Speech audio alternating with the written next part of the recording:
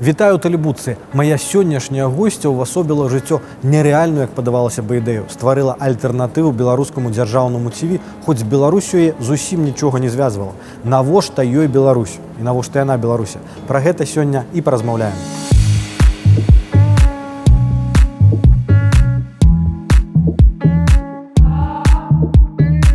Гаспадарня Агнешка, у нашых адносінах былі складаныя моманты у тым ліку, але тым не менш не мог праігнараваць вашу асобу у гэтым цыклю. Мне цікава, чаму пагадзіліся вы на гэту размову? No bo, a dlaczego miałabym się nie zgodzić? Ja, jak to mówią, nothing personal, strictly business, więc ja nie mam zwyczaju przenosić konkretnych spraw w pracy na jakieś inne sprawy, no bo to przecież to dotyczy czego innego, zupełnie innej kwestii i na żadne relacje personalne. А асабіста для вас ці для тэлеканала ці ёсць такі спісак людзей, такі бан-ліст, не ведаю, чорны спіс тых людзей, з якімі вы не жадаеце размаўляць ці не жадаеце супрацоўнічаць? Z Białorusi? Tak. My nie mamy takiej listy w zasadzie, ale jeżeli by można mówić o takich, ewentualnie takich ludziach, to najczęściej to powstaje w wyniku po prostu doświadczenia. To znaczy, jeżeli z kimś są bardzo złe doświadczenia, no jeżeli ja widzę panią której nazwiska mi się nie chce pamiętać, z Komsomolskiej Prawdy, która tu się wdarła i następnie mi tłumaczyła, że chodzimy na polskim pasku i tak dalej. No i w pewnym momencie musiałam ją wyrzucić z gabinetu, po prostu powiedziałam i wzięłam, wyłączyłam po prostu jej dyktafon i wyniosłam go razem z nią na zewnątrz. Gdybym wiedziała, kim ona jest, to też bym nie rozmawiała. Bo ona miała, po prostu przyszła z tezą. Ja zaczęłam tłumaczyć, co to jest Bielsat, a dlaczego, z całą dobrą wolą, po czym się okazało, że ona nie ma zamiaru. Ona wysłuchała pierwszej części, po czym rozpoczęła jakąś taką całą propagandową napaść, typu, że za polskie pieniądze działamy na rzecz CIA, tam, nie wiem, to jakieś po prostu nieskończone bzdury, więc po prostu... No, więc w takich przypadkach na pewno to ma miejsce, bo też ja rozmawiam z różnymi ludźmi, więc jeśli chodzi o polskich na przykład rozmówców, no to w zasadzie rozmawiam z prawie wszystkimi. No miewam takich, jeżeli to by na przykład był taki człowiek, który po prostu obrażał mojego zmarłego ojca i ja z nim nie będę rozmawiać po prostu. Сёлета будзе 15 год, як існуе Белсат. А ці можаце вы сказаць так без пафасу, што гэта галоўная прыгода ў вашым жыцці? No, ja już długo żyję, to 15 lat to tylko 1/4 tego czasu, więc czy to jest główna? Nie, chyba nie, bo jednak mimo wszystko no, jedną z podstawowych rzeczy, które ja robiłam, to była działalność jeszcze podziemna, jeszcze nielegalna w czasach, zwłaszcza 80. Tak, гэта якраз яшчэ вернемся. Ведаю, што... Także to było równie ważne. Ведаю, што вы Беларусь упершыню на ўласныя вочы ўбачылі на пачатку 2000-х, калі прыехалі працаваць карэспандэнткаю польскай тэлевізіі, але якое ўяўленне пра нашу краіну было ў вас да таго, як вы такі ўшчыльны кантакт з ёй увайшлі? Żadne. Prawie żadnego nie miałam wyobrażenia. To znaczy, trzeba sobie zdawać sprawę z tego, że kiedy w 1991 roku Białoruś pojawiła się na scenie międzynarodowej, ja byłam wtedy w Stanach i pamiętam doskonale, że widzieliśmy z mężem mapę, na którym Polska graniczyła z Rosją, bo zapomnieli o Białorusi. Namalowali, kraje bałtyckie były narysowane, była Ukraina narysowana, a po środku Polska graniczyła z Rosją. Więc i to był rok właśnie zaraz dokładnie po ogłoszeniu już niepodległości. Więc dla bardzo wielu osób tutaj się zaczynała Rosja. To znaczy to było tak, że no w Brześciu to Rosjanie są, nie? Rosjanie w Brześciu już tam po drugiej stronie. Tam się jedzie i tam Ruscy. No, czyli Ruscy, czyli co? Ruscy to Rosjanie. Słowo Białoruś, Białorusy nie huczały. Oczywiście jak ktoś mieszkał w Białymstoku, miał znajomych, miał rodzinę, a tego też iluś ludzi miało, to tak, to oczywiście było to. Ale jeżeli byłeś po prostu takim sobie zupełnie nie mającym związku Polakiem, mieszkającym w Łodzi, w Warszawie, Poznaniu, który nie ma w ogóle nie zna wschodu, to tak. To tak owszem. Гэта пры тым, што вы вучыліся на гістарычным факультэце, так, варшаўскім універсітэце, але такога разумення, што на ўсход ёсць нейкая там беларуская СССР тады яшчэ, так? No to nie, no oczywiście wiedziałam, ale żebym o niej Але ўсе гэта wiedziała. расейцы, tak? Усе гэта саветы. No tak, ale więcej, znaczy ja bym powiedziała tak, że w przypadku jak ja się właśnie już no jednak byłam jakoś tam osobą wykształconą, to oczywiście wiedziałam, że jest Białoruś, jest Ukraina, no takich już, ale czym to się specjalnie różni? Dla mnie ważniejsze było, że to są Sowiety, niż że to jest Białoruś. To znaczy tam się zaczynał Związek Sowiecki, tam się zaczynał inny świat.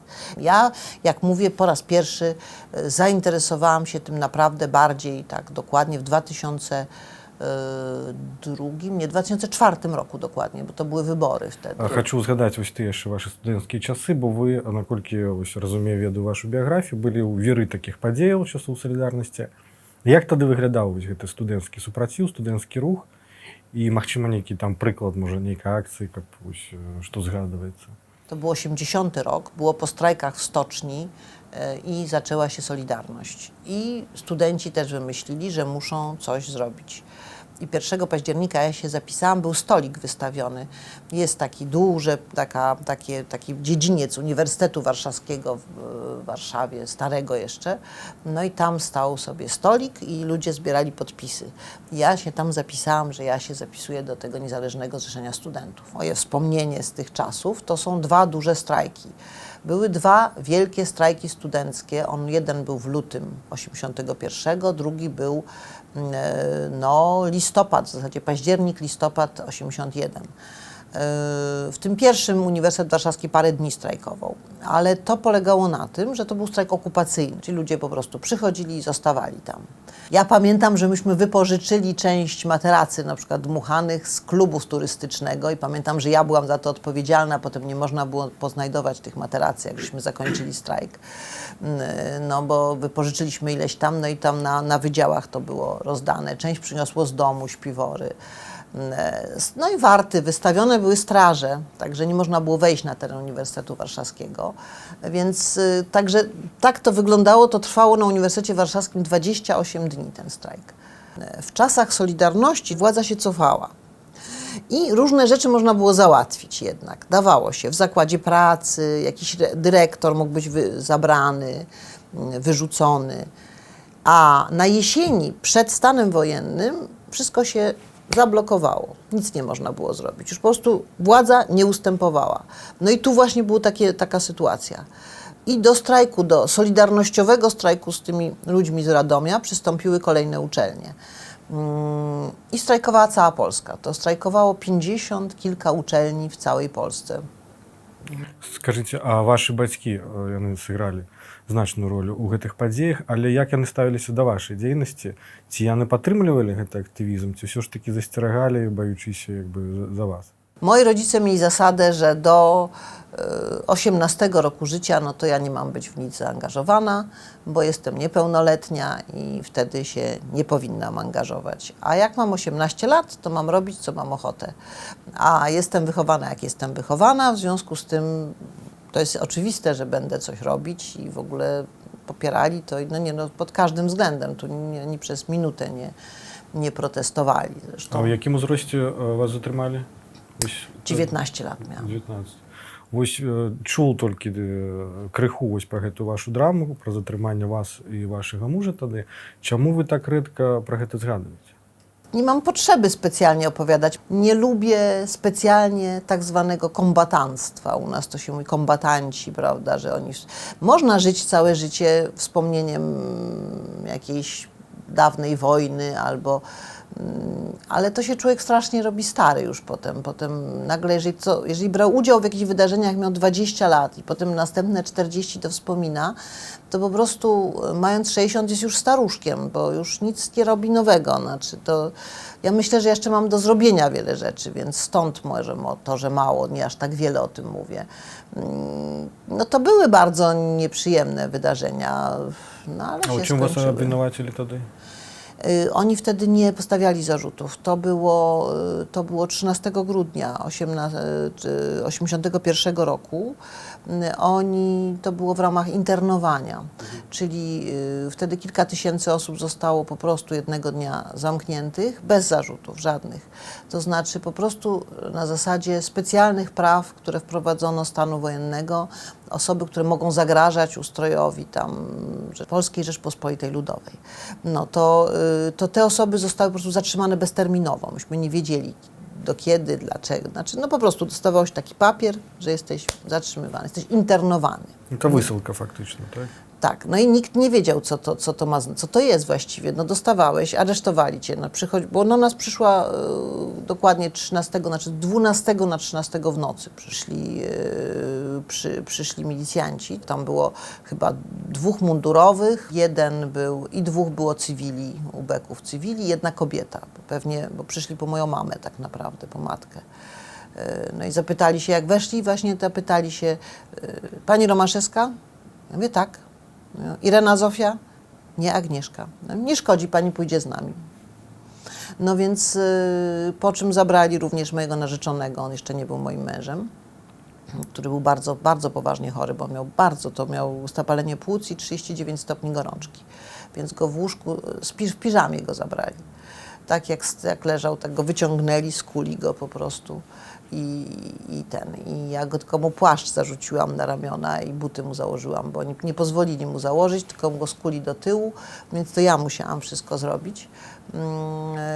No i mu do kieszeni wiem, że włożyłam szczotkę do zębów i do włosów i papierosy do drugiej i zawiązałam mu szalik taki ten. I on w każdym razie, jak mój mąż opowiadał, był jedynym człowiekiem w całym więzieniu, który miał piżamę, bo reszta nie miała piżamy, no więc on miał piżamę.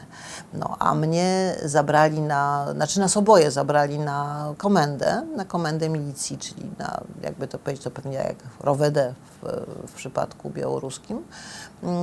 No i tam było trochę weselej, bo ja idąc zauważyłam, że znajomych już zauważyłam, że kogoś prowadzą.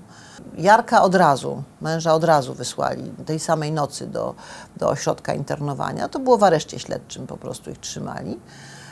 A mnie kazali podpisać, mnie dali na tak zwany dołek, to się po polsku nazywa dołek, czyli po prostu do aresztu milicyjnego, takiego na miejscu. A następnego dnia mnie wezwali i kazali mi podpisać taką lojalkę tak zwaną, czyli taką deklarację lojalności, że będę przestrzegać praw stanu wojennego. Ja nie miałam pojęcia, co to jest ten stan wojenny. I w zasadzie może bym nawet i to podpisała, gdyby nie to, że tam było jednak, że potępiam działania Solidarności. I ja sobie pomyślałam o moim ojcu. Myślę sobie, nie wiedziałam, że on nie jest zatrzymany. Jego wtedy nie było w domu, ale myślałam, że go zatrzymali, był w Gdańsku, że go tam zatrzymali, myślałam. I myślę, jak oni mu to pokażą, to on się załamie. To ja nie mogę tego podpisać po prostu, że ja potępiam No i nie podpisałam wtedy, ale największym problemem był pies, bo ja niestety wychodząc, jak nas wyprowadzali, zamknęłam drzwi na klucz i zabrałam klucze. I pomyślałam sobie, że jeżeli wszystkich zamkną, to ten pies tam zdechnie po prostu. No i cały czas o tym psie myślałam, to najbardziej, ten pies mnie... No i oni mówili, że wypuszczą mnie, jeżeli podpiszę, no ale w końcu nie podpisałam. A pies się uratował, dlatego że po prostu mojej matki nie zatrzymali. I kiedy wy swojego sobaku zobaczyli? No jak wyszłam dopiero, wyszłam to przez jaki period? 5 miesięcy. Gdzie wy w ten czas znajdowali się?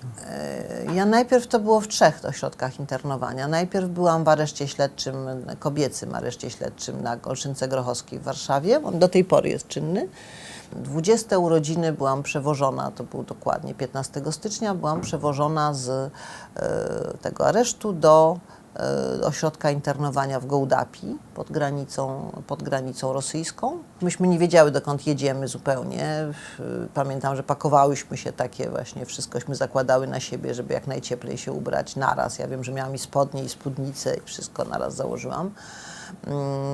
I myśmy widziały tylko przez te takie, bo to jechałyśmy oczywiście, u nas po polsku to się suka nazywa, tylko przez takie małe szparki można było zobaczyć, co się dzieje i dziewczyny zobaczyły, że jest strefa przygraniczna. I ktoś doszedł do wniosku, że właśnie nas do Związku Sowieckiego wiozą, że nas wywiozą na Syberię.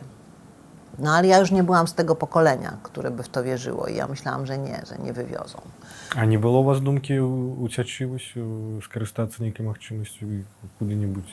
No nie dawało się, byliśmy pod konwojem wiezione, więc to się nie można było, zamknięte byliśmy.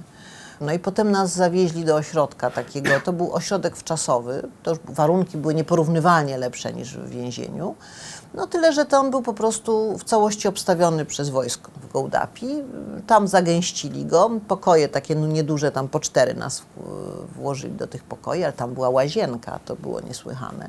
Cenny był moment, że możesz być samemu i myśmy po prostu się zapisywały do tej łazienki, która będzie siedzieć teraz, będzie kąpiel brać w łazience. No i po kolei. I druga rzecz, nam nie pozwolono wychodzić w ogóle stamtąd, nawet na spacer. I na jedyny moment dotknięcia ziemi nogami to było, jak można było śmieci wynieść, bośmy pod konwojem, z jednej strony stało wojsko, z drugiej strony stało wojsko, a myśmy z kubełkami szły do śmietnika. No i też było całe zapisy, kto pójdzie do śmietnika z tym kubełkiem. Także nas tam 160 kobiet było trzymanych. Potem byłam przewieziona do drugiego ośrodka internowania nad morzem w Darłówku. To było część kobiet, tak zwanych ekstremistek. I stamtąd byłam wypuszczona na tak zwaną przepustkę zdrowotną, bo ja się rozchorowałam. Teoretycznie ta przepustka była na miesiąc, ale już nie wróciłam. Już tam pod tym względem nasi zaprzyjaźnieni lekarze robili co mogli, żebym była bardzo chora. No i już potem nie wróciłam nie wrócono mnie do więzienia. Także no, wtedy właśnie zobaczyłam tego mojego psa nieszczęsnego, którym zajmowała się babcia. Babcie wtedy zajmowały się. Ну, гэта як бы такая вялікая траўма для чалавека, асабліва маладога, фактычна ў няволі, так, 5 месяцаў. Ці вы перажылі гэтую траўму, ці яна з вамі засталася дагэтуль? Nie, to się wszystko się daje przeżyć. Człowiek jest elastyczny bardzo. To trudne było rzeczywiście, ale chyba bardziej nawet trudne było po wypuszczeniu. Bo ja niby wyszłam na wolność, to była żadna wolność. Bo wypuszczona zostałam z Darłówka, to jest bardzo daleko od Warszawy, to jest dalekie Pomorze Zachodnie. I trzeba było dojechać do domu. Jedna z koleżanek, zresztą taka bardzo znana działaczka Solidarności, żona ważnego działacza, czyli Joanna Duda-Gwiazda, ona mi powiedziała, że u sąsiadów w Gdańsku mogę wziąć klucze od mieszkania, mogę tam przenocować. Ja z tego dojechałam do Gdańska i pierwsze co zrobiłam, wydano mi tak zwany depozyt, bo w więzieniu, nie wiem, pewnie na Białorusi jest tak samo, pobierają od Ciebie depozyt. A tam miałam znaczek Niezależnego Zrzeszenia Studentów. I pierwsze co zrobiłam, sobie przypięłam ten znaczek. I wsiadłam tak do pociągu. No i wszyscy tak patrzą na mnie jakoś dziwnie na to. No i wreszcie mi ktoś zwrócił uwagę w przedziale, że to nie wolno teraz, to mnie zaraz zatrzymają za to. No i musiałam zdjąć ten znaczek. No i potem się zorientowałam, że wolność to jest taka bardzo marna na zewnątrz. Siedział cały czas mój narzeczony, czyli późniejszy mąż. Myśmy w więzieniu brali ślub. А ён колькі прабыў у няволі? Вось у гэтым Rok, on rok. Następnie moi rodzice oboje się ukrywali, nie byli w domu. Spotkałam się z nimi 2 razy, a w lipcu aresztowali matkę, złapali, a w sierpniu aresztowali ojca. Ja potem w zasadzie ja miałam te 20 lat i miałam na głowie, chodziłam z paczkami do matki, najpierw jeszcze do męża, do matki, do ojca. To takie drobiazgi człowiek pamięta, jak na przykład to, że nie wiem, że ja miałam zapasy, bo ludzie mi tam znosili zapasy jedzenia. No i miałam zapas jakiejś kaszy i mąki, tam się mole zalęgły, takie fruwające. Ja nie mogłam sobie z tym w ogóle poradzić. A jednocześnie właśnie pomiędzy tymi więzieniami, uczelnią, też straciłam strasznie dużo takiego czasu kolegów. Koledzy jeździli na jakieś imprezy. Ja nie miałam czasu na to w ogóle. Ваша сям'я ў некалькіх пакаленнях звязана з палітыкай, супрацівам. Ведаю, што тут можна пра кожнага распавядаць доўга, але можа вылучыць вось такі прыклад, які вас найбольш натхняе. Moja prababka była już działaczką jeszcze dawno temu, przed I wojną światową, PPS, Polskiej Partii Socjalistycznej wtedy, ale nie komunistycznej, tylko socjalistycznej. To była duża różnica jednak w Polsce. Potem była posłanką na Sejm. Potem była radną Warszawy, taką działaczką bardzo ważną, zginęła w Auschwitz. Znaczy dokładnie zmarła z wycieńczenia w dniu wyzwolenia Auschwitz przez Armię Czerwoną. Potem jej mąż, mój pradziadek był też właśnie działaczem PPS. Był w Legionach Piłsudskiego, krótko, bo miał gruźlicę. Potem był wybrany senatorem, był pierwszym ministrem oświaty niepodległej Polski. Z kolei moi dziadkowie, babcia, córka ich i jej mąż, oboje byli aktywni w czasie II wojny światowej. Armia Krajowa. W Armii Krajowej, tak jest, oboje byli. Mój dziadek był historykiem, ale był też oficerem. Walczył w 20 roku też w wojnie polsko-bolszewickiej. No i poza tym zajmował się wschodem, ponieważ jego ojciec z kolei był takim dzieckiem, który po powstaniu styczniowym rodzina straciła majątek i żeby utrzymać się jakoś przy życiu, część oddawała dzieci do korpusu kadetów. I on właśnie był oddany do Rosji, do korpusu kadetów. To postanowił się ożenić dopiero po 40. Jego żona miała, taka legenda rodzinna jest, że jak wybierał żonę, to tak wybierał oczywiście przez krewnych, to było końcówka XIX wieku jeszcze. I mówił, że ma znać dobrze język polski, ma dobrze mówić po polsku. W ten sposób się moja prababcia znalazła. Ale tak czy inaczej mój dziadek urodził się w Briańsku, wychowywał się tam przy pułku. I był w zasadzie dwujęzyczny, w związku z tym był polsko-rosyjskojęzyczny praktycznie. On był właśnie potem w Armii Krajowej, oboje dziadkowie byli w powstaniu. Szczęśliwie nie poszli siedzieć po wojnie, jakoś się uchowali, jakoś mi się udało. A potem rodzice byli w Solidarności. A czemu wy nie poszli po tym szlaku, nie przeciągnęli tę tradycję i nie stali politykiem? Jakoś mi to nie pasowało w tej chwili już w nowej Polsce. Może też dlatego, że chyba właściwej siły politycznej dla siebie bym nie widziała, takiej, gdzie bym się mogła na pewno identyfikować na 100%. Poza tym przeszkadzałoby mi to, co ojcu mojemu, czyli na przykład konieczność dyscypliny partyjnej. Ale wy nie poszli po naukowej karierze, chociaż zaczynali, tak? Ale кинули, насколько я rozumiem. Czemu i u nauce wy wyruszyli, nie stawiać stawku na naukę? A nie, bo ja lubię czytać książki, a pisać to strasznie jest skomplikowane, pisać te same książki. A o czym był wasz interes naukowy? Ja jestem z wykształcenia historykiem. Pracę magisterską pisałam z rozpadu koalicji centrolewicowej po procesie brzeskim w latach 30., na początku lat 30., z historii dwudziestolecia międzywojennego. I wy zrobili wybór na karierę żurnalistyki? Czy nie poszkodowali wy nigdy, że zrobili taki wybór? Nie. To był bardzo dobry wybór. W gruncie rzeczy chyba bardzo najlepszy, jaki mogłam zrobić.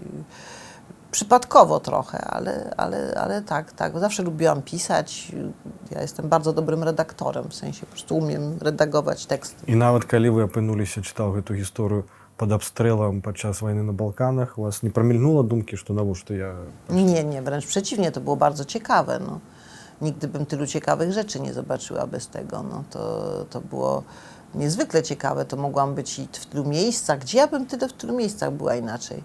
I w Indiach byłam po trzęsieniu ziemi, byłam także i byłam i w Gruzji, też jako dziennikarz przecież przechodziłam do Abchazji. Myśmy przechodzili wtedy, jeszcze zaraz po zajęciu Abchazji udało nam się przejść pamiętam, że piechotą żeśmy szli z operatorem przez rzekę Inguri. Także to byłoby fatalnie, gdybym była inny zawód, nie. Вернемся вось у той дзень, калі вы ўпершыню прыехалі ў Беларусь, в якасці журналісткі. Якія вашы першыя ўражанні ад краіны і людзей былі? Можаце згадаць? 2004, kiedy były wybory, to pamiętam, że byłam w Bobrójsku między innymi. Robiłam rozmowy z niezależnymi obserwatorami w tym Bobrójsku. To było akurat na Ukrainie coś się działo. I nikt nie zwracał uwagi na Białoruś. I nasze informacje z Białorusi w ogóle były mało ważne, bo w tym czasie dokładnie był Majdan. Przecież pierwszy Majdan, czyli pomarańczowa rewolucja na Ukrainie. I to w ogóle było tak, że cały czas tam się coś działo, no ale jakichś takie mniej ważnych dziennikarzy jak ja na przykład, to wysłano tam na Białoruś, no bo też trzeba coś zrobić. I pamiętam, że to było moje pierwsze wrażenie.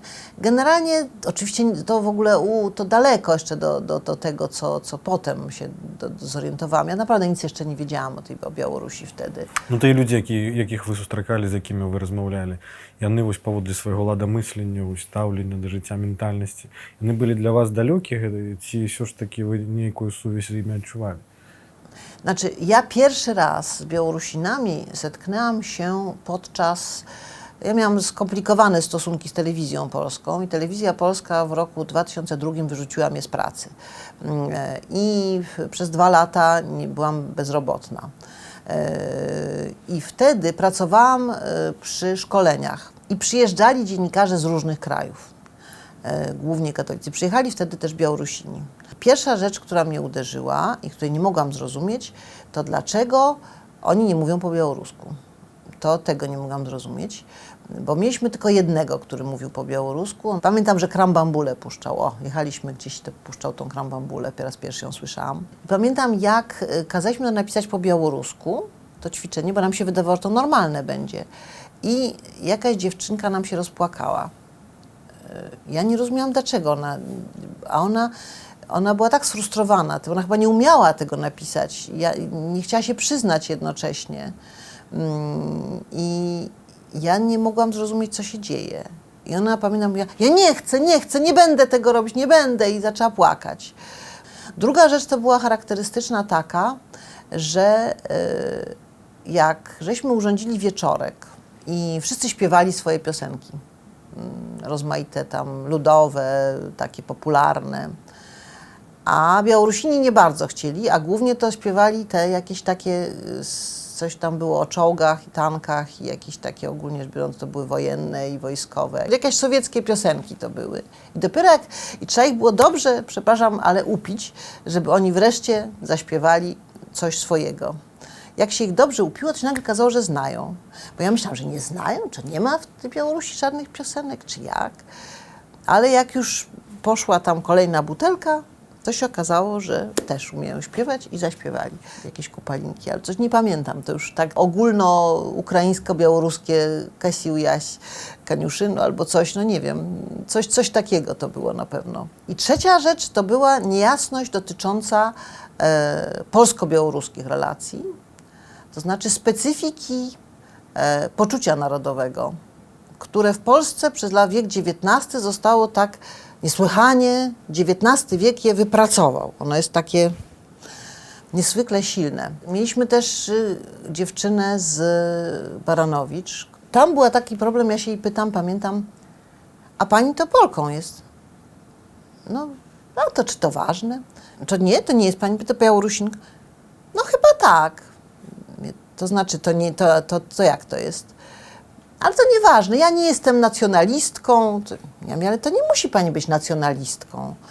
To mnie tak po prostu pytałam.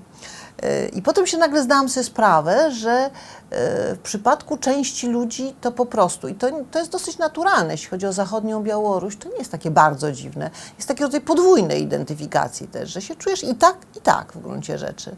To było moje doświadczenie z Grodna z roku 2005, że ja spotkałam panią, która potem pomagała mi w domu i ta pani była naraz w Związku Polaków i w BNF-ie.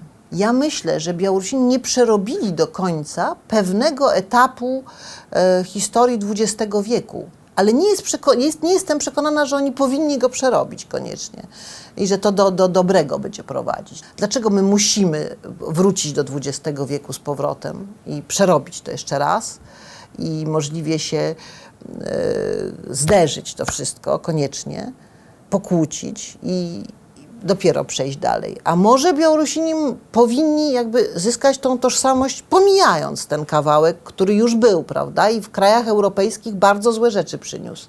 Ну ви у той момент былі назіральнікам, так, назіральніцы збоку. Калі адбылося і што адбылося, калі вы вырашылі ўплываць на працэсы непасрэдна, і я маю на ўвазе, калі нарадзілася гэта ідэя Белсату, так, і калі вы вырашылі пагрузіцца ўжо ў гэту гісторыю асабіста? No to przypadek był, bo ja się nie zamierzałam w to angażować. Ja miałam być korespondentem tam po prostu, Telewizji Polskiej. Natomiast no, kiedy mnie deportowano i wysłali mnie stamtąd, bardzo taki brutalny sposób, bo ja przez rzeczy zostawiłam wszystkie, mieszkanie. No i tak zostało. А за wszystko. что депортовали? Za nic, no po prostu deportowali i tyle. Не на подставе никакого сюжета, Nie, ничего. nie, nic mi nie powiedzieli. Ідея Білсату належить вам, хочу удокладніти. Tak. Чому То, ви напевно. вирішили ось гэты канцэпт, у прынцыпе, стварыць? Навошта вам гэта было? Dlatego, że tak jak mówię, jak byłam, to jeszcze też w tym Grodnie nieszczęsnym, jak se szłam ulicą, to zobaczyłam, że iluś ludzi mówi mi dzień dobry. A zdrastwujcie, zdrastwujcie. Nie znam ich, nie wiem kto to jest. Kto to jest? Dlaczego oni mówią? Po czym sobie uprzytomniłam, że oni mnie w polskiej telewizji oglądali. A wtedy między innymi zresztą zablokowano, wtedy pamiętam, że polska telewizja została zablokowana w Grodnie, żeby już nie było naziemna. I ja zaczęłam sobie myśleć zaraz, ale przecież to by białoruską też oglądali na pewno, jak oni oglądają. A druga rzecz to mój właściciel mieszkania przyszedł i zobaczył jakiś kawałek, jakieś pisemko Związku Polaków. Ja mówię, ale to po polsku jest, a tam coś o Łukaszence było, coś napisane. A mi nie szkodzi, ja przeczytam. No i myślę sobie, to jak on bierze i tam sylabizuje po polsku, to znaczy, że on po swojemu też by to przeczytał na pewno, też by chciał przeczytać. Więc w takiej sytuacji pomyślałam sobie, że to jest po prostu potrzebne, że jest potrzebna jeszcze jedno medium, a medium ważnym w tym czasie zwłaszcza była telewizja. Nawet do dziś, tylko trochę się formy zmieniają, ale to jest bardzo dominujące i potężne medium. I pomyślałam sobie, że to jest jakiś pomysł. I w momencie, kiedy, przy czym to było tylko chwila, myśl taka, a kiedy mnie, bo to było tak, że mnie deportowali z lotniska, to znaczy ja przyleciałam na lotnisko z akredytacją, już z wszystkimi papierami, jako stały korespondent. I wtedy już mnie nie wpuścili i wysłali mnie z powrotem. Utrzymali mnie tam 24 godziny na lotnisku. Oni mnie zamknęli w jakimś takim pokoju biurowym. Ja siedziałam. No i rano, kiedy tam otworzyłam oczy, bo spałam na kanapie, to pierwsze to światło mnie uderzyło w oczy. Światło reflektorów. I białoruska telewizja, okazało się, że właśnie jakieś mnie tam z kamerą. No ja To był nie сон, tak? No właśnie, zupełnie, nie? Oni po prostu tutaj... No i ja zamknęłam drzwi w tym momencie im przed nosem, a potem oni mnie cały czas filmowali, jak mnie wyprowadzano do samolotu. Tyle, że nie bardzo mogli mnie dobrze sfilmować, bo ja trzymałam przed twarzą akredytację, miałam ciągle ważną akredytację. А з чим гэта было звязана? To некая чарговая антыпольская гістарыя, tak była? Tak, myślę, że tak i myślę, że oni zauważyli, że za dużo materiałów jest z Białorusi, że za dużo ludzie oglądają to, chociażby na pograniczu oglądają te materiały. No nie przypadkiem, jak mówię, no mnie poznawali ludzie na ulicy w Grodnie, no po prostu, no, to jestem tego pewna. Я так розумію, ідея з'явилася асобнага каналу ось ад такой злосці, tak? Tak. Dokładnie, ja tak sobie myślałam, ja zawsze to mówiłam, to moja idea nu pagedzi, bo to po prostu siedziałam tam w nocy w tym i w ogóle najpierw to płakałam strasznie, no bo to wysłali mnie, rzeczy nie mam, wiesz, nie wiem czy ja zobaczę tych moich znajomych, przyjaciół, w ogóle kiedy ja ich zobaczę, więc siedziałam na tym lotnisku i płakałam i tylko myślałam, co ja mogę właściwie zrobić. I właściwie to wtedy wymyśliłam, to trzeba założyć telewizję. А колькі прайшло часу ад ідэі да рэалізацыі? To był początek 2006 roku. Na jesieni, latem 2006 dostaliśmy jakiekolwiek pierwsze pieniądze na treningi. W 2007 w grudniu wystartował kanał. Czyli to ponad 1,5 roku było. Вітаю, шановне господарство, у ефірі телеканалу «Белсат Об'єктив». У студії працює Олег Залєўскі. І так ми будемо виходити до вас кожны вечар і кожны дзень. І будемо рыхтавацца да гэтага ўваходу, як нібыта гэта апошні ўваход у нашым жыцці. Але вось такі момант, калі хацелася кінуць просто справу і ўсё. Był? No nie do końca, bo ja mam odpowiedzialność. Jak człowiek jak to jest tak jak dziecko nie możesz zostawić. No co, powiem, że smarkacz mnie denerwuje i ja go zostawię. 5 lat ma i co? No i zostawię go po środku, bo mi krzyczy tam w metrze i go powiem, to ja wysiadam i zostawię go w pociągu. No nie zrobię tak, no więc... Ну, 2009 год, тады вось СМІ паведамілі пра ваше звальненне з пасады дырэктаркі. Тады было адчуванне, што вось нейкая місія прайшла, правалілася нават. Nie, wtedy to byśmy naprawdę wszyscy rzucili się do ratowania tego. Naprawdę. To było... А што гэта было? Ja do tej pory nie wiem do końca, co się zdarzyło. Ale na pewno instytucje niezależne, które powstają nie z interesu politycznego czyjegoś konkretnego, czyli na przykład jakiejś partii, jakiejś frakcji, tylko powstają w sposób taki oddolny, naprawdę oddolny, mają ogromnie bardzo ciężkie życie, bardzo trudne. To ja to też wiem po Bełsacie. To była naprawdę inicjatywa oddolna. Ja wiem, że ona by nie powstała, gdybym ja nie była działaczką jeszcze Solidarności, gdyby nie moi rodzice, gdybym ja nie miała kontaktów dziesiątków. Byśmy nie dostali tych pieniędzy pewnie. Ale ja byłam w stanie jakoś to załatwić, żebyśmy po kolei to wszystko robili. Jednocześnie no, wtedy właśnie Aleksy gromadził dziennikarzy z Białorusi i robił ten dział informacji, więc jakoś nam się to udało, ale jednocześnie cały czas w Polsce było to odczucie, że to jest, a czyje to właściwie? No to dobre, no to tak słuszna działalność, dobrze, no może i słuszna, ale a żeby tyle kosztowała, tyle pieniędzy? No tak, no trzeba pomagać, no ale może taniej. Dlaczego tak drogo? No a telewizja kosztuje. А як розуміць, колькі каштуе год утрымання Белсату? Teraz? No teraz to już w tej chwili to jest około 10 do 10 milionów euro. Nie, euro jeszcze nie, dolarów. І ці ёсць нейкі план Б, калі гэтых грошай проста будзе немагчыма здабыць? Nie ma. Bez pieniędzy się nie da prowadzić po prostu, więc musi się zdobyć. Але гэта такое трыманне тэлефармату, наколькі яна апраўдана?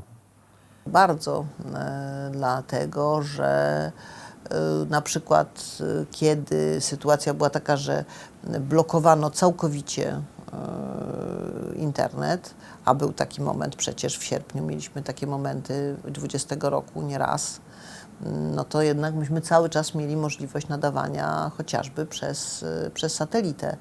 Po drugie, to trzyma jednak jakość, że musisz trzymać poziom telewizyjny, musi być przyzwoite oświetlenie, musi być studio, musi być to dobrze zrobione.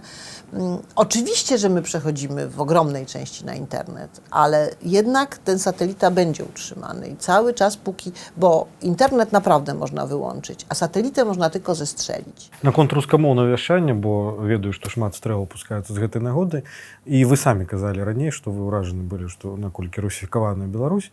Як гэта вяжацца з тым, што пашыраецца рускамоўная нейкія праграмы вяшчання наогул, што яны ўведзены? Як вы можаце адказаць на гэты закіды? Ja byłam atakowana w sprawie tego, że to w ogóle bardzo głupio, że my nadajemy po białorusku od samego początku. Ja miałam absolutne przekonanie, że musimy nadawać po białorusku. Między innymi dlatego, że z czysto marketingowych przyczyn, bo stacji rosyjskojęzycznych i różnych jest po prostu setki. Ja uważam, że fanatyzm nie służy nikomu. To tak samo on nie służy w kwestii językowej, to znaczy językiem Białorusi jest białoruski, ale jest fakt po prostu, że wielu Białorusinów wychowanych jest większość w języku rosyjskim i narzucanie im czegoś na gwałt też jest niewłaściwe. No musi być to organicznie przejść. To przejdzie organicznie. W pewnym momencie musi być też edukacja po białorusku i wtedy to przejdzie całkiem. Ale za pomocą jednej telewizji tego się nie zrobi, a jednocześnie my mamy też widza jednak ukraińskiego, mamy też widza rosyjskiego, mamy widza w Kazachstanie i ten Bielsat nam się w tym formacie, tej części w Ottaku, nam się niesłychanie rozszerza na były Sowiecki Sojus generalnie. I jednak myśmy teraz, relacjonując wydarzenia w Kazachstanie, mieli absolutnie milionowe odsłony. To wystarczy popatrzeć. Першыя гады Белсату існавала назіральная рада з вядомых беларусаў. Дзе скончылася гэта дзейнасць і хто цяпер кантралюе, у прынцыпе, і з кім абмяркоўваецца, што рабіць? Ja i moi zastępcy są głównymi osobami, które o tym jakby decydują, co się będzie działo. I zresztą, ale też redaktorzy w А zespołach. Назіральна рада гэта сябе не апраўдала, ці што? Nie, Naziralna Rada się rozwiązała, po prostu wzięła się i rozwiązała sama. Tam była chyba to przy okazji kolejnej awantury o rosyjski język, gdzie nasz skądinąd ulubiony członek Rady, Alech Trusoł, w ogóle zarzucał nam zdradę i w ogóle prawie, że pytał, ile pieniędzy wzięliśmy za to, że tutaj od Chodorkowskiego, chociaż jako żywo ani $1 nie widzieliśmy od niego, a szkoda nawet, no ale nie mamy. To chyba o to chodziło, ja już dokładnie nie pamiętam, ale wiem, że Rada ostatecznie, no bardzo niestety fatalne się stało, że zmarł Michał Annepadysta, on był dobrym duchem tego. Гэты 15 год з Белсатам, што далі вам асабіста, наколькі яны паўплывалі на вашы кампетэнцыі, на ваш характар, в прынцыпе, на вашу сутнасць? No, nauczyli mnie być szefową. Ja nie byłam niczego szefową nigdy. Byłam dziennikarką. No, odpowiedzialność jest duża bardzo. Ja to nie tak dawno rozmawiałam z przyjaciółką, że ja to na szczęście nie mam dzieci, bo ja to jak ta matka w monastyrie, tak, ja taka właśnie, ja tylko cały dzień Bielsat i Bielsat, Bielsat i Bielsat, jakbym ja jeszcze miała się czymś zajmować, już jak moja matka się rozchorowała, to jest problem, bo ja już nie mam czasu, kiedy, co, gdzie mam do niej pojechać, kiedy. Więc ja te 15 lat zajmuję się po prostu, to absolutnie poświęcam temu niesłychaną ilość czasu i wysiłku. А ви калі-небудзь думалі, як бы ваше жыццё склалася без Белсату? Nie mam pojęcia. Альтэрнатыўны сцэнар нейкі? Co ja bym robiła? Nie wiem, no, ja byłam bardzo lubiłam być korespondentem zagranicznym, to lubiłam i te wszystkie tak zwane garacze toczki, to byłam bardzo zadowolona z tego, ponieważ znam angielski, znam rosyjski, to się tam do tego nadawałam, ale już w moim wieku to byłby problem, bo już fizycznie bym nie wyrabiała, to jest bardzo ciężkie fizycznie. А не было такой думкі ўзяць мікрафон там падчас нейкага там закалоту? Bardzo, tak mi się chciało pojechać, strasznie, to po prostu jak patrzę na tego Marczyka z tym, tak mu zazdroszczę, mówię o Serioży Marczyku, operatorze. Але чаму вы ніводнага разу не выступілі, я не ведаю, як аўтарам, як калумністам, я не ведаю, як гэта назваць, у межах Белсату? No bo ja nie jestem Białorusinką. Naprawdę, ja ideologicznie mam takie przekonanie, że o tym, co będzie na Białorusi, to mądrze albo głupio, ale zrobią sami Białorusini, a nie ja im urządzę, bo bardzo bym nie chciała być osobą, że ja będę popierać, nie wiem, tam przysłowiowego Niklajewa, zwalczać Sannikowa albo odwrotnie, albo popierać kogoś tam. To już mówię o czasach jeszcze już minionych czasach, o poprzednich. Wasza rola prosto organizatorska, tak? Menedżer. Tak, w dużej mierze tak. Znaczy i również wiedza o pewnych mechanizmach. Ja jednak właśnie sama byłam w więzieniu. To jest inne warunki są u was, ale jednak ja jestem w stanie wyobrazić. Ja wiem, jak działa milicja, ja wiem, jak działają służby. Mam doświadczenie w tej dziedzinie. W tym sensie ja uważam, że tak, w Bielsacie tak. Ja nie lubię występować, bo co ja będę Białorusinom mówiła o Białorusi, jak ja się na tym znam mniej niż oni. Znaczy mogę mówić o pewnych rzeczach, które czuję. Trochę o historii czuję. Tak jak czuję to pogranicze, na którym siedziałam ileś czasu, to o tym mogę powiedzieć. Ale tak to naprawdę ja nie wiem, jak ma to być urządzone. No. Скажыце, часы салідарнасці ваеннага стану ў Польшы, наколькі блізка па атмасферы, па адчуваннях з тым, што зараз перажывае Беларусь? Ёсць тут паралелі? Tak, jest bardzo wyraźna zbieżność. Tyle, że na Białorusi jest gorzej. To jest tak, znaczy jest gorzej, a to ewidentnie, to zdecydowanie, tak bym А powiedziała. вы можете прыгадаць той момант, калі вызвалілі Валенцу? Што было да гэтага? Ці чакалася гэта? Ці што адбывалася ў грамадстве? Якая была атмасфера? Atmosfera była taka, że najpierw była atmosfera oporu. Znaczy tego do końca nie pamiętam, bo siedziałam wtedy w więzieniu oczywiście, ale jednak to była bardzo taka... Jeszcze jak ja wyszłam dokładnie 30 kwietnia, to 3 maja to było święto 3 maja, święto narodowe, to były wielkie protesty. Rozpędzone te protesty były strasznie. Tam strzelali gaz, armatki wodne, awantury, bicia tam na ulicach były. To było 3 maja 1982, czyli jeszcze pół roku po rozpoczęciu stanu wojennego. I to jeszcze się cały czas, Radio Solidarność zaczęło nadawać. Moi rodzice założyli radio podziemne. Zbudowane zostały nadajniki. Te nadajniki były umieszczane głównie, one oczywiście obejmowały nie tak duży zasięg, bo to były fale ultrakrótkie. Ludzie byli poinformowani, że o tej godzinie będzie audycja.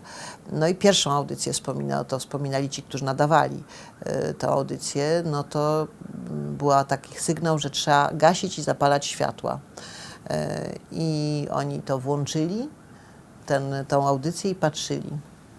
A tu cała Warszawa, pół Warszawy migało tam. No była ta atmosfera właśnie jakich zmianów, że właśnie to odbyło. Tak, że zaraz będzie tak, że to była też, hasło było zima wasza, wiosna nasza, takie było hasło wtedy. A u Białorusi zaraz, na wasze odczuwanie, jest ta atmosfera, czy ona była i znikła? No moim zdaniem to było tak, że się spodziewano, teraz ona oczywiście siadła, bo potem no tak po tej wiośnie w 82 w Polsce to zaczęło siadać coraz mniej.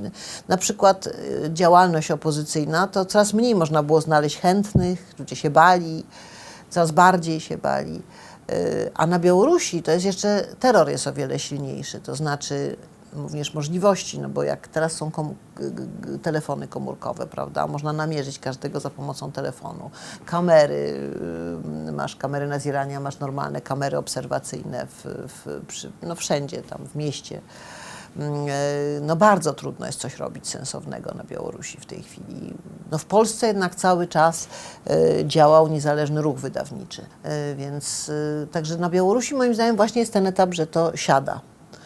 Ale jednocześnie jest też to takie poczucie, że pewne rzeczy już są oczywiste. Znaczy, że niezależnie od tego, czy Łukaszenka ma 20% czy 30% zwolenników, to pozostałych 70% go szczerze nienawidzi. W związku z tym to nie jest już tak, że tam nienawidzi go jakaś grupa, a reszta to tak, nie wie co. Nie. Naprawdę szczerze go nie znosi już po prostu. Ja jestem o tym przekonana, że tak jest. Po prostu nie mam żadnej wątpliwości. To po prostu tak się toczy. I w Polsce też to było dość oczywiste, że komuniści muszą odejść. Już muszą wreszcie odejść. No tylko, że zabrało to trochę czasu niestety. Особисто для вас то, что відбулося у жніўні 20-го у Білорусі, гэта было неспадзяванасцю? W takim skali tak, ale tak w ogóle to nie. Ja to wiedziałam od 17 roku, że coś się będzie dziać. Ja chodziłam od jednego do drugiego w lipcu. Na naszych polityków chodziłam po prostu. Miałam ludzie, zorientuj, tam coś się będzie działo, tam zaraz się coś stanie. No w ten sposób zresztą osobiście przekonywałam naszego ważnego polityka Jarosława Kaczyńskiego, z którym rozmawiałam i jak mu o tym mówiłam, to mówiłam mu, słuchaj, jeżeli w Wołkowysku wychodzi ci 2000 ludzi na demonstrację, to rozumiesz, że to się coś dzieje. I on się zastanowił, mówi, no tak, no chyba nie jest tak, że Amerykanie każdemu dali po $5. No mówię, no właśnie, no chyba nie jest tak właśnie. No i to znaczy, że się coś dzieje, więc i to okazało się, że to go przekonało. Mówi, no teraz przedstaw sobie, że w Łomży 2000 wyjdzie ludzi. To myśmy sobie to tak na polskie warunki przełożyli. A i ta biało-czerwono-białe flagi były nieoczekiwane dla mnie. Мы размаўляем зараз у лютым 2022, але калі вось паралелі гэта правесці з польскай гісторыі, дзе бы вы знайшлі вось гэтую Беларусь, калі перакласці на польскую гісторыю, які гэта год? U nas 82-83, bo u nas terror potem zmniejszał się szybko, a tu on trwa, on już 1,5 roku trwa. I po prostu, znaczy ten wariat, przepraszam, ale to utrzymuje to w takim napięciu najwyższym. Znaczy, no, ludzie u nas nie dostawali jednak 14-18 lat. To było niemożliwe. Ja uważam, że są dwie rzeczy podstawowe. Musi być dojrzałość jakby woli społecznej i moment historyczny w sensie polityczny. Okienko, my to nazywamy w Polsce, że jest okno historyczne. W 18 roku była wystarczająca wola i było okno historyczne, trzeba było wskoczyć i się chwycić. W 89 Gorbaczow i trzeba było znowu wskoczyć i chwycić się. bo bez tego jest bardzo trudno. No a niestety Białoruś ma za plecami Putina i Rosję. В любым разе Польша прайшла шлях свой, які Беларусі давядзецца прайсці, ну прынамсі спадзяюся. Які па-вашаму трэба ўлічыць урокі з польскай гісторыі для беларусаў у будучыні? No pomyłki to dopiero się okaże, jak będzie niepodległa Białoruś. To dopiero się okaże. Oj, ta będzie. Zwróciłam uwagę, pamiętam, na Majdanie. Chodzili tam różni dawni działacze Solidarności po tym Majdanie w tym 14 roku, 13, 14 i właśnie i tylko mówi tak, oj to będzie jak się uda, oj to dopiero będzie kłopot. No i wszyscy Ukraińcy patrzyli na nich, co oni, tu będzie dobrze, będzie super, wszystko będzie wspaniale, a ci mówią, to dopiero będzie. No więc ja myślę, że tutaj też mam takie poczucie, że, no bo przepraszam, na przykład nie mamy, gospodarka rolna jest jak, co zrobimy z nią? Mamy kołchozy, co zrobimy z tym? Co zrobimy z tymi ludźmi, którzy tam pracują? У Польщі всі державні підприємства їх на продаж виставили, так? Tak. Tak, w zasadzie Оправдало tak. się? I підтримали малий і середній бізнес, так? Tak, w dużej mierze. I znaczy, niestety w Polsce, na przykład jeśli chodzi o wielkie przedsiębiorstwa, to na początku, w latach 90. popełniliśmy dużo błędów, bo zostały posprzedawane przedsiębiorstwa, które jeszcze mogły jakoś działać, nie były może bardzo konkurencyjne, ale dawały pracę. I na przykład zostały wykupione przez konkurencję zachodnią, która je po prostu zamknęła, no bo miała lepszą produkcję w, nie wiem, Niemczech, Włoszech, gdzieś tam. I po prostu wzięli, zamknęli i sprzedawali swoje. I u nas charakterystyczną cechą było to, że półki sklepowe w latach 90. składały się z towarów importowanych głównie. Nic nie było swojego praktycznie, albo prawie nic. I to To nieправильно. moim zdaniem bardzo niedobrze. To było bardzo... To był przede wszystkim, to spowodowało, że i tak u nas demokracja przetrwała, ale komuna wróciła do władzy 3 lata po zmianach. To znaczy już po pierwszych wyborach byli komuniści. Już w 89 nastąpiły zmiany i już w 93 znowu wrócili komuniści. Bo ludzie popatrzyli, powiedzieli, co nas zaraz, zakłady, pracy, my żeśmy to na plecach wynieśli, na naszych ramionach wynieśliśmy ich do władzy, a oni nas tak potraktowali, my bez pracy żeśmy zostali wszyscy jak śmieci. Na szczęście oni już byli zreformowani i jakoś to przeszło, ale ja jestem przekonana, że jeżeli na Białorusi by się tego nie uwzględniło, to będzie recydywa, powróci, bo ludzie się zbuntują po prostu. Co trzeba uwzględnić jeszcze? Same kłopoty będą z lustracją. Tak, nie było, tak? Ilustracji. Była, nie było. Ale potem nie było. Trochę było, trochę nie było. Tak, to w Polsce to tak nie wiadomo do końca. No niby w końcu była, ale to już była tak późno, że ona tak późno to było, że już właściwie to już mogło nie być, bo już to wszystko już było za późno. No, ale na początku nie udało się tego. Mój ojciec był zresztą autorem jednej z pierwszych projektów, ale to nie przeszło, mówiło się. I myślę, że to będzie ten sam problem w Białorusi, dokładnie ten sam. Na pewno to, co trzeba będzie zrobić, to trzeba bardzo dokładnie przejrzeć kadrę sędziowską. To znaczy i jak najszybciej wyrzucić tych, którzy byli najbardziej dyspozycyjni po prostu. Bo to jest potem po prostu taka zaraza, która zostaje. To jest jak zakażenie. Ja правильно розумію, коли б зробити ілюстрацію Польщі, a nie ось tak wahаться, to byłoby lepsze, tak? Tak, ja tak uważam. Ja tak uważam, że byłoby lepiej. Pewnie nie byłoby cudownie, ale trzeba by to było jakoś tak, ale uważam, że byłoby lepiej. W dalekiej perspektywie. Tak, no bo inaczej by się ułożyło, kto jest, rozumiesz, bo bardzo ważne w życiu społeczeństwa jest to, jakie są wzorce. Do czego ty się masz imknutsa, mówiąc po białoruski, do czego masz, a co jest odkładane na bok, co jest i to jest ważne, ustawienie hierarchii, a to się ustawia poprzez to, kto jest nagradzany, a kto jest karany, albo nawet jeżeli nie karany, to chociaż jest no, źle pokazywany, że to jest źle być tak. A w Polsce się pomieszało. Ja teraz to właśnie moja matka, która jest w tej chwili u prezydenta, zajmuje się u polskiego prezydenta sprawami odznaczeń, orderów dla działaczy, byłych działaczy jeszcze tam Solidarności. Znaczy przede wszystkim trzeba umieć ocenić wybitną postawę. Jeżeli ktoś miał naprawdę taką postawę. Ale komu oceniać tak samo? To będzie zawsze pytanie. No zawsze jest jakaś polityka prowadzona w państwie, również kulturalna polityka i również historyczna. To jest tak, że coś Я się... просто вам приведу приклад, он доволі показальний, мабуть, для будучині Білорусі так само, і для розуміння.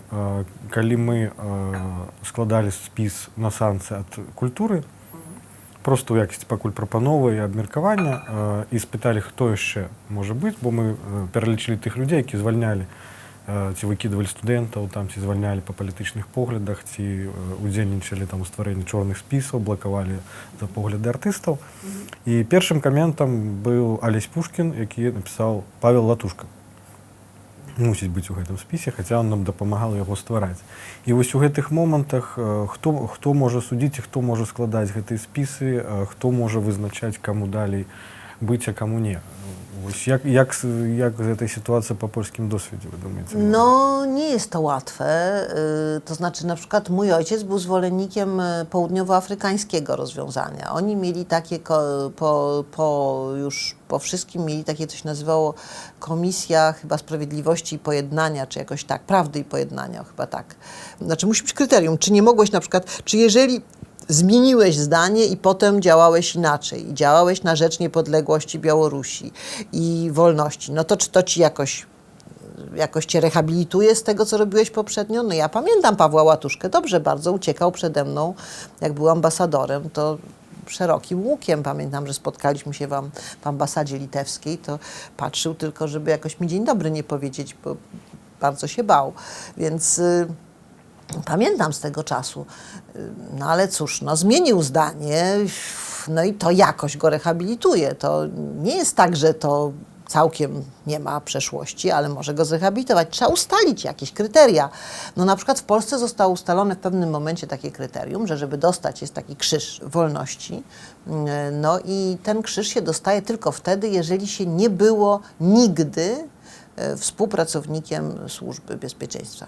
А ці варта з гэтага рабіць шоу, вось, з гэтай ілюстрацыі? Ці гэта павінна быць у ciszy і неяк там у кабінетах, да? To będzie, ці на нейкай грамадскай дыскусіі і шырэй з дапамогай тэлебачення? To będzie ten show niestety, bo ludzie się zainteresują, zawsze ktoś wyniesie. U nas jeszcze w pewnym momencie przy ilustracji było tak, że był taka osoba, która zarzucała kłamstwo. Ty musiałeś deklarować, czy byłeś współpracownikiem. У вас гэта было ў публічным полі, так само нейкі час, Tak, tak? tak, musiało się, znaczy trzeba było zadeklarować w momencie wyborów na przykład, czy byłeś, czy nie, to nazywało się świadomym współpracownikiem albo pracownikiem tam odpowiednich organów. Był ktoś taki, jak nazywał się Rzecznik Interesu Publicznego. To była instytucja, która to sprawdzała te oświadczenia i mówiła, nie, on skłamał. On skłamał i wobec tego to szło wtedy do sądu. Taka Rzecznik Interesu Publicznego zanosił to do sądu, że tu jest kłamstwo lustracyjne. Rzecznik był zobowiązany tajemnicą. Nie mógł nic powiedzieć, jakie materiały ma, dlaczego tak uważa. A adwokat tego człowieka, który skłamał, mógł mówić, co chciał. Więc on zawsze wychodził. To była wszystko nieprawda. Udowodniliśmy ponad wszelką wątpliwość. Mówił tu przed kamerą. A ten nieszczęsny rzecznik, który miał te papiery, nic nie mógł powiedzieć, bo to był zobowiązany tajemnicą. I nic nie mógł. I także to wychodziło fatalnie. W mediach to po prostu było same niesprawiedliwe procesy. Same. Wszyscy byli niewinni po prostu. Ну, ви допускаєте, що на Білсайті у будучині може бути така програма, де з одного боку буде некий поважаний журналіст білоруський, якого винуватять у сувязі со спецслужбами, з другого боку буде, я не ведаю, там представник байполу, який має некі докази гэтага. Ну і вядоўца будзе, якби, гэтай бакі там разгойдаваць, каб зразумець, што ёсць праўда, што ёсць домыслам. To już jest, teraz. Ёсць такое.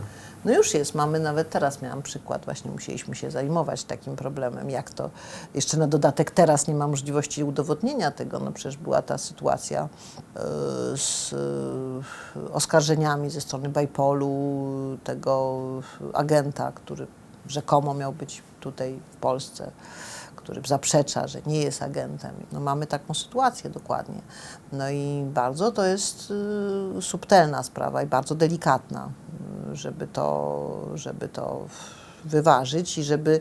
Ale zdrowy rozsądek musi cały czas pracować. Ja uważam, że to jest też wiele pomaga człowiekowi. Апошняе пытанне. Вы, як чалавек заангажаваны ў беларускі працэс ўжо больш за 15 год, які бачыў, як гэта разгуртоўвалася ў вашай роднай краіне, якія вы бы далі пажаданні, магчыма, выказалі, парады, не ведаю, як тут сказаць лепш, беларусам, каб яны дачакаліся вось гэтага умоўнага 88-89 году свайго? Mogę powiedzieć, że solidarność jest bardzo ważna, międzyludzka, bardzo ważna. Ja myślę, że nawet to jeszcze za małym stopniu działa, to znaczy ludzie się nie powinni czuć zostawieni sami sobie. Drugą bardzo ważną są media, bo one są sposobem walki tak naprawdę, bo to po prostu poprzez to można docierać do ludzi.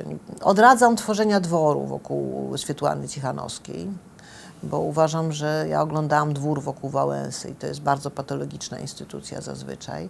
I tego ja się tu też obawiam, bo to jest trochę podobna sytuacja, więc bardzo od tego, jakby to powiedzieć, bardzo przed tym ostrzegam. Bardzo przed tym ostrzegam, żeby każdy wiedział dokładnie, co robi, swoje robił, było to określone. I bo czasami ludzie się potrafią pokłócić o skórę na niedźwiedziu, który biega po lesie po prostu. Jeszcze niedźwiedzia to daleko nie ma, a oni już są wszyscy pokłóceni. Kto weźmie ten kawałek, kto weźmie ten, kto lepszy, kto gorszy. Więc, a niedźwiedź, daleko jest. Więc to przed tym też ostrzega. To świadczenie polskie jest bardzo tu wyraźne. Ja myślę, że już nie będzie takiego rodzaju protestów, jakie były. To znaczy, ja myślę, że cierpliwość Białorusinów tym razem, jeżeli po raz kolejny coś się zdarzy, to ona już jest wyczerpana. To znaczy, nie sądzę, żeby to po raz drugi chodzili z tymi flagami i kwiatami. Bardzo wątpię. Nie wiem, może tak będzie, ale nie sądzę, bo przyglądałam się poziomowi frustracji. Nie wyobrażam sobie, że normalni ludzie jeszcze raz chcieli dostać pałami znowu i znowu być skatowani w kolejnych akreścinach. Myślę, że to już nie tak będzie. A jak to? Nie wiem. To nigdy nie wiem. Будем спадзявацца, што нешта адбудзецца, што паскорыць. No właśnie. No właśnie. Дзякую вам за размову. Dziękuję.